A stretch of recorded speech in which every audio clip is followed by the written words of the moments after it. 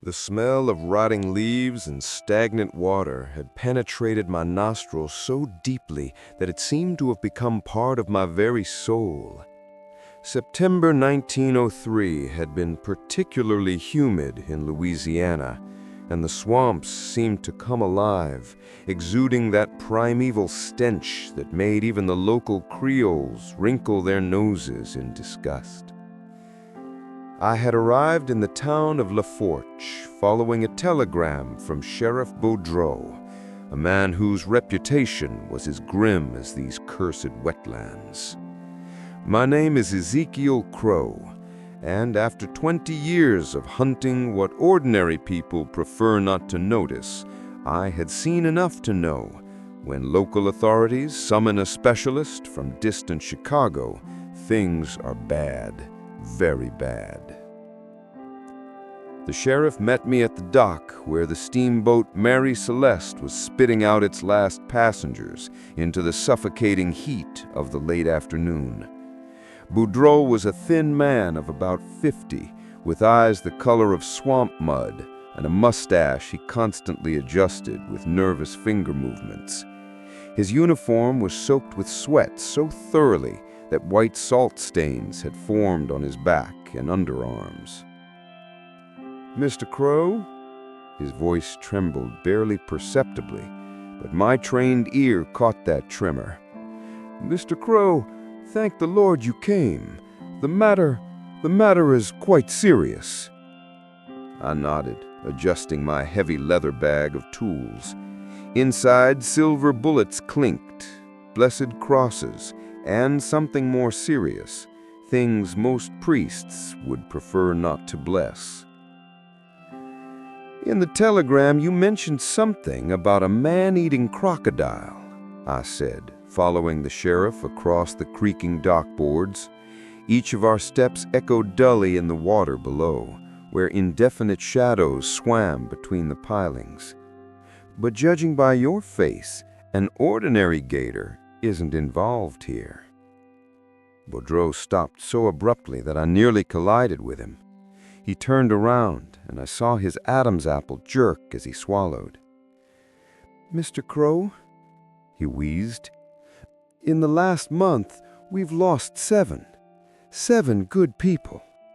He waved his hand toward the swamps, from which came the monotonous chorus of frogs and cicadas. "First was Jacques Thibodeau. We found only his boot and pieces.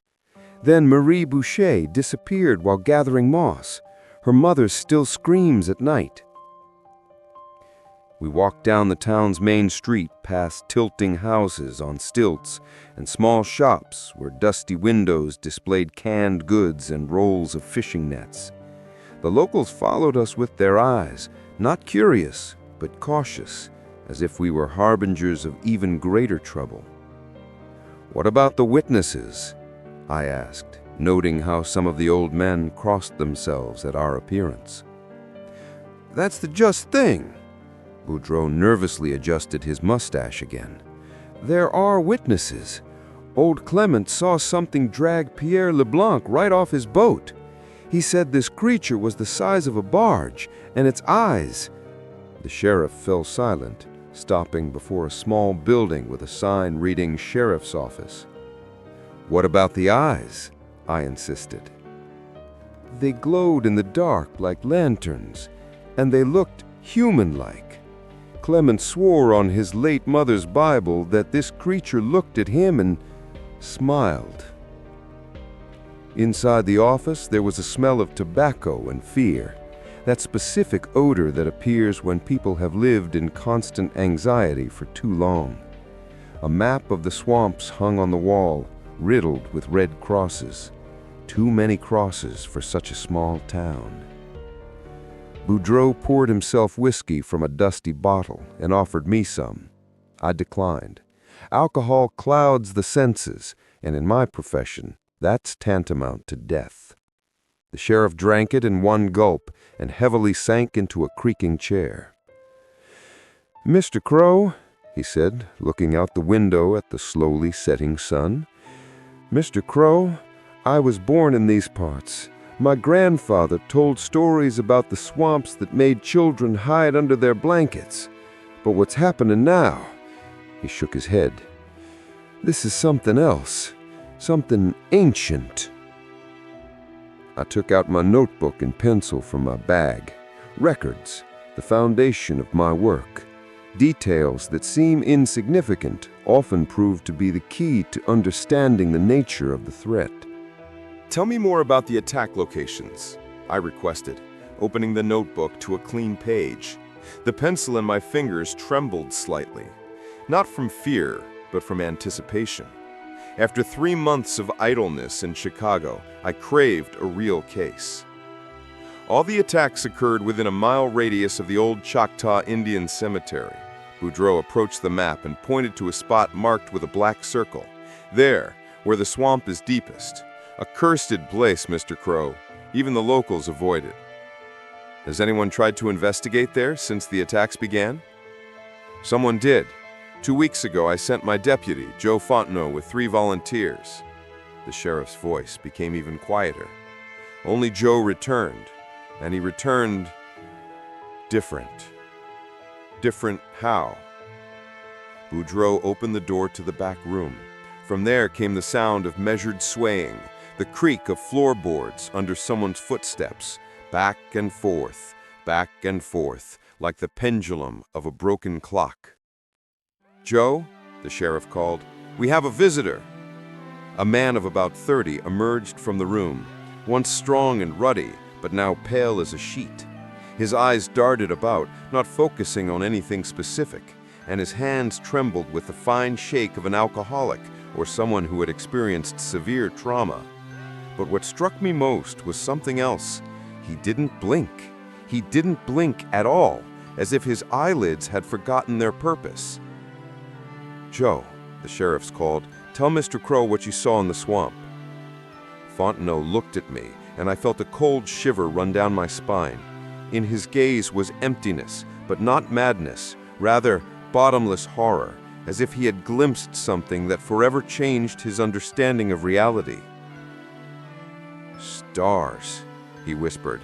The stars were wrong, and the water flowed upward, and it sang, Lord have mercy, it sang my dead mother's lullaby. The deputy sheriff's words hung in the air like smoke from an extinguished candle. I recorded them verbatim. In my experience, even the most seemingly delusional testimonies often contained a grain of truth.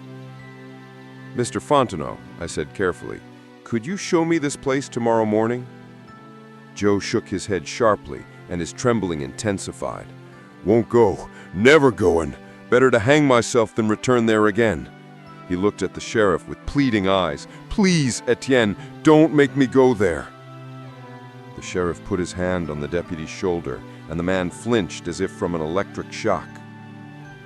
Nobody's forcing you, Joe. Go home to Marie. She's worried. When Fontenot left, still without closing his eyes, the sheriff poured himself more whiskey. His hands were also trembling slightly. What did he mean by wrong stars? I asked. I have no idea, and I'm afraid to find out. Boudreaux sipped his whiskey and grimaced, as if the liquor tasted bitter. Mr. Crow, maybe you should leave. Maybe this creature will move on to other places. I shook my head. Through years of hunting, I had learned one simple truth. Such creatures never leave. They only become stronger and hungrier. Tomorrow at dawn, I'm heading into the swamps. I need a guide who knows the terrain. There's one man, the sheriff said reluctantly. Old Clement Bourgeois. He's been fishing these waters for 40 years, but he's special. Talks to spirits, reads incantations. The locals fear him. Perfect. Where can I find him? At dock number 7, he has an old boat called Vengeance. You can't miss it. Its bow is painted with some strange symbols. I left the sheriff's office when the last rays of sun painted the swamps blood red. The town was quickly sinking into evening drowsiness, but the silence was tense, anxious. Even the dogs barked somewhat uncertainly, and the familiar chorus of swamp creatures sounded muffled, as if they too sensed the looming threat.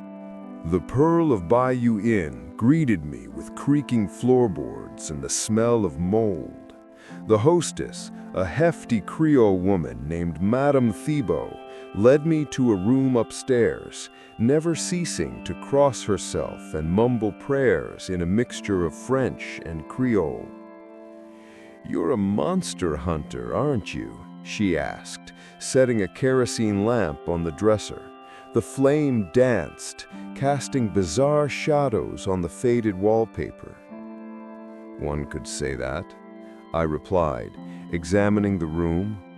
The window looked out onto the swamps, and in the approaching dusk, they seemed like a black abyss capable of swallowing the entire world. "Then listen to me carefully." Madame Thibault leaned closer, and I caught the scent of herbal tobacco and some unfamiliar spice. "This creature is not just a crocodile. It is ancient, older than churches, older than human memory. My great-great-grandfather, he was a Choctaw shaman, told stories about the great hunter that sleeps in the depths until the stars align properly." "Stars?" The deputy sheriff's words surfaced in my memory. "Yes, child, stars." The old woman took a small pouch of herbs from her pocket and pressed it into my hand. "Keep this with you, and remember, don't look into its eyes too long. In its eyes reflects what mortals should not see." Madame Thibault left, leaving me alone with the gathering darkness. I laid out my equipment on the bed: silver bullets, holy water, salt, several special amulets, and an old Colt revolver that had served me faithfully for many years. Attached to the holster was a small silver flask, not with whiskey, but with a liquid far more rare and valuable. The night proved restless. Every hour I awoke to sounds from outside: the splash of water, the crack of branches, and sometimes singing, quiet, melodic singing that seemed to come directly from the swamp depths. The melody was sad and strangely familiar, as if my mother had hummed it when putting me to sleep in distant childhood. By dawn, the singing had stopped, but the sensation of something enormous and watchful in the swamps had only intensified. Old Clement Bourgeois waited for me at the dock, sitting on the stern of his boat and unhurriedly sipping coffee from a tin mug. He was about 70, his skin tanned to the color of mahogany, and his eyes surprisingly young and sharp. Along the side of the Vengeance indeed ran strange symbols that made me feel slightly nauseous if I looked at them too long. "You're that hunter from Chicago?" His voice was hoarse, like someone who had breathed swamp vapors too long. "Ezekiel Crow," I introduced myself, climbing into the boat. It rocked under my weight, and I felt cold water lapping somewhere near the bottom. "Clement Bourgeois. 40 years I've been guiding people through these waters." He took a sip of coffee and looked at me with an attentive gaze. "But where we're heading, I've only seen once, and that by accident." He started the motor, an ancient contraption that came to life on the third try, belching clouds of black smoke. The boat slowly pulled away from the dock and set course for the darkest part of the swamps, where the trees grew so densely that even at midday twilight reigned. "Tell me what you saw," I requested, checking my revolver. "It was 3 months ago." Clement skillfully maneuvered between stumps jutting out from the water. "The water began to bubble as if it was boiling, and then it rose." "What rose?" "Don't know what to call it. Can't call it a crocodile. Too big and smart. Too smart." The old man fell silent, listening to the sounds of the swamp. It looked at me, and I understood. It was reading my thoughts, knew who I was, where I came from, how many children I have. The air grew increasingly dense and humid. The trees along the banks took on ever more bizarre forms. It seemed their branches reached toward the boat like grasping fingers. The water changed color from muddy green to almost black, and its surface was so motionless that the reflections of trees seemed more real than the trees themselves. "Mr. Bourgeois," I said, noting that my compass had begun spinning wildly, "have you noticed anything strange in the behavior of other swamp animals?" "Now that I think about it," Clement thoughtfully scratched his gray beard, "the alligators left, all of them, every last one. And birds no longer land on the water in these parts. Even the gnats have become fewer." This was a bad sign. In my practice, when natural predators mass abandon territory, it meant only one thing: something more dangerous had appeared, something that even alligators perceived as a threat. The boat stopped near a small island on which could be seen half-ruined stone pillars, all that remained of the Indian cemetery. The air here was so thick that every breath came with difficulty, and the silence pressed on the eardrums. "From here we go on foot," said Clement, tying the boat to one of the pillars. "But I warn you, if something goes wrong, I won't wait for you." We landed on the muddy shore, and I immediately felt that the ground beneath my feet was somehow wrong, too soft, too warm, and it seemed to pulse slightly, like a living creature. The old Choctaw graves presented a pitiful sight. Most of the headstones had been destroyed by time and weather, and those that survived were covered with strange moss, which on closer inspection proved not quite moss. It was too regular in form, too symmetrical, and emitted a faint glow. "Mr. Bourgeois," I whispered, "has this moss always grown here?" "No," the old man replied, and his voice trembled. "It appeared recently, after the attacks began." In the center of the cemetery stood a large stone altar covered with symbols that made the eyes water if you looked at them directly. And beside the altar gaped a hole in the earth, perfectly circular, as if burned by some incredible heat. From it rose visible vapor and came a sound, very quiet but distinguishable. It was singing.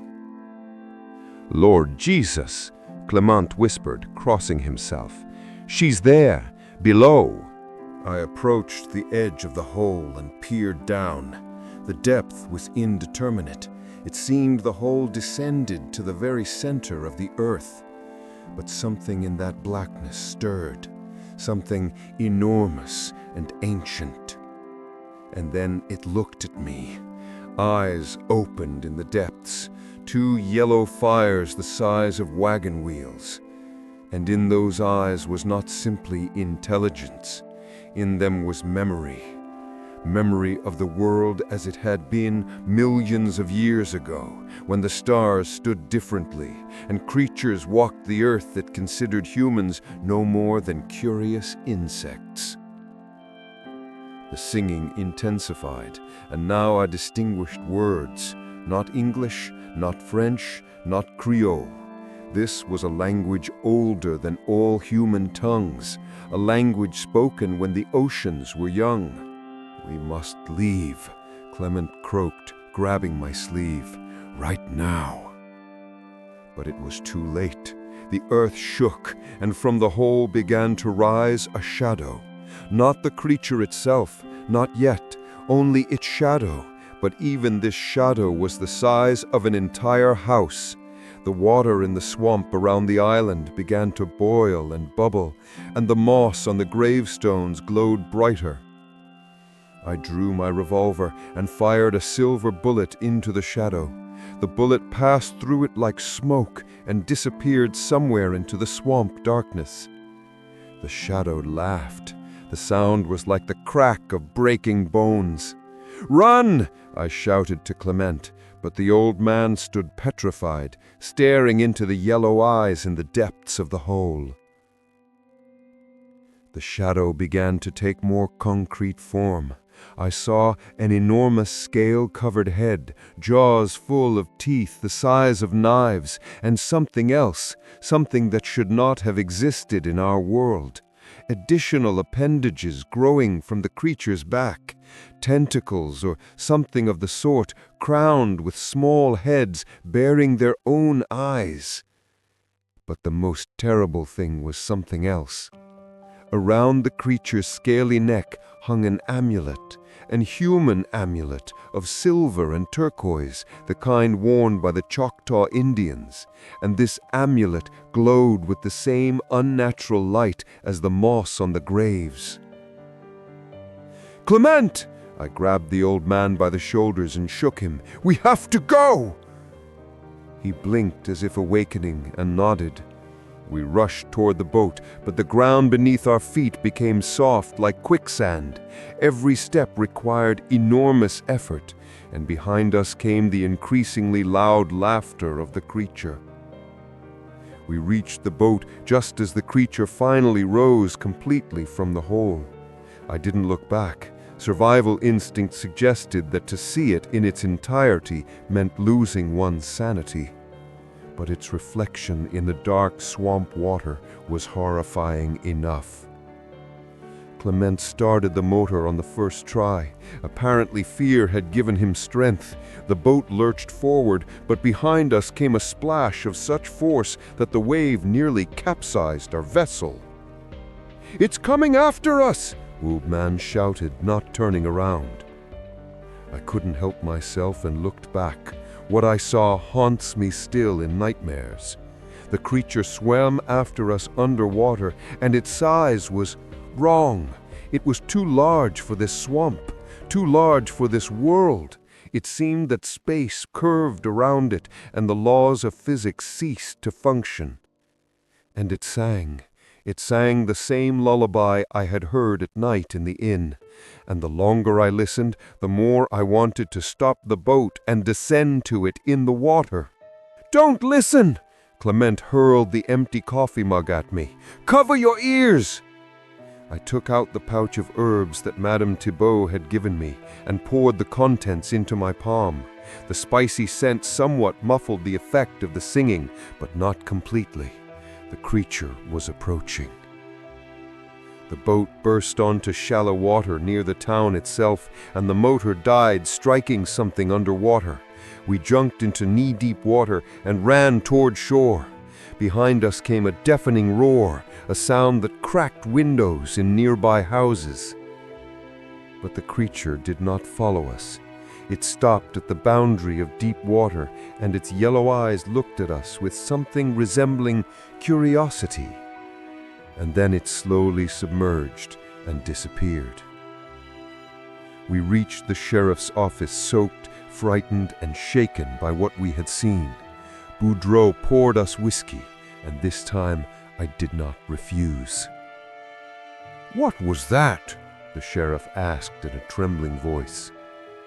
I was silent for a long time, trying to find words to describe what cannot be described. "I don't know," I finally admitted. "Something ancient, something that was here long before people, and something connected to that cemetery." I told the sheriff about the glowing moss, about the hole in the earth, about the amulet around the creature's neck. Boudreau listened, growing paler and paler. "What should we do?" he asked when I finished. "Evacuate the town," I said without hesitation. "All the residents, immediately." "And the creature?" I shook my head. "It cannot be killed, at least not by ordinary means. It's not just a monster, it's something greater, something from times when the world was different." The next day, the evacuation began. Not all residents wanted to leave. Many families had lived here for generations. But after the creature appeared in broad daylight in the center of town and dragged away a cow right from the main street, there were no more daughters. I left LaFourche after a week, but the story didn't end there. The town emptied, but the creature didn't go anywhere. Sometimes fishermen and hunters report hearing singing drifting from the depths of the swamps, and some swear they've seen yellow lights moving underwater. But that's not the most terrifying part. The most terrifying part is what happened to me in the months that followed. Returning to Chicago, I tried to forget what had happened. I occupied myself with routine matters, exercising poltergeists, hunting werewolves in the suburbs, consulting the police on cases with mystical circumstances. But every night, I dreamed of the Louisiana swamps, and every night, I heard the singing. At first, it was barely distinguishable, a distant whisper at the edge of consciousness. But each day it grew louder. I would wake in cold sweats with the sensation that someone had been standing by my bed watching me. The mirrors in my apartment began showing strange reflections. Sometimes yellow lights flickered in them, and sometimes it seemed that water was seeping through the silver surface. 3 months after my return, I received a letter from Sheriff Boudreau. The envelope was damp, as if it had been delivered not by mail, but brought directly from the swamps. Inside lay a short note written in a trembling hand. Mr. Crow, it's growing. Each night it becomes larger. The swamp is expanding. The water is rising. Neighboring towns are beginning to report missing people. Clement was found dead in his boat. His eyes were burned from within, and a smile was frozen on his face. Help us. For God's sake, help. I burned the letter, but the ashes at the bottom of the fireplace glowed green until morning. The next day, I went to the University of Chicago library, where the most ancient books on the supernatural were kept. I needed answers. In dusty folios written in forgotten languages, I found mentions of the great old ones, beings that had ruled the earth long before the appearance of man. One particularly old manuscript, bound in leather of unknown origin, contained a prophecy in Latin. When the stars assume their proper position and sacred places are defiled, the sleeper shall awaken, and the sea shall overflow their bounds, and the earth shall tremble, and those who have seen them shall become their heralds. I understood that the Choctaw amulet around the creature's neck had not been decoration, but a seal that had held something even more terrible in the depths of the earth, and now that seal was broken. That same night I had a dream. I stood on the shore of an endless ocean under a starry sky, but the constellations were unfamiliar, and the moon shone with green light. From the water rose enormous cities, not human cities, but something architecturally impossible, with angles that caused pain to the eyes. And in this dream I heard a voice, not words, but thoughts that embedded themselves directly in the mind. The time has come, hunter. You have seen us. You know the truth. Now you will serve us. I awoke to find my apartment flooded ankle deep with water, swamp water that reeked of rot and antiquity. On the walls appeared the same glowing symbols I had seen at the Choctaw cemetery. From that day, the strangeness only intensified. People on the streets began looking at me peculiarly, with recognition and fear, as if they saw something in me that I didn't realize. My clients began refusing my services, claiming that my presence only made their problems worse. And I began seeing water where there was no water, puddles in the middle of dry rooms, streams flowing down walls, waves breaking against invisible shores. And everywhere, Everywhere that singing, which now sounded not only at night, but during the day. Yesterday, I received another letter. This time not from Sheriff Boudreaux. The envelope was addressed in handwriting that seemed familiar to me. Inside was a photograph, the Louisiana swamps from a bird's eye view, but the swamps now extended much further than before. They had swallowed several towns, and the dark water continued to advance. And on the back of the photograph was written just one word: soon. This morning, I woke to find my skin covered with thin scales. They appear and disappear, as if the disease cannot decide whether to manifest fully. And in the mirror, I sometimes glimpse something alien in my own eyes. I understand what's happening. The creature from the swamps wasn't simply hunting people, it was marking them. And now, when the time has come, all who saw it begin to change, to become part of something greater.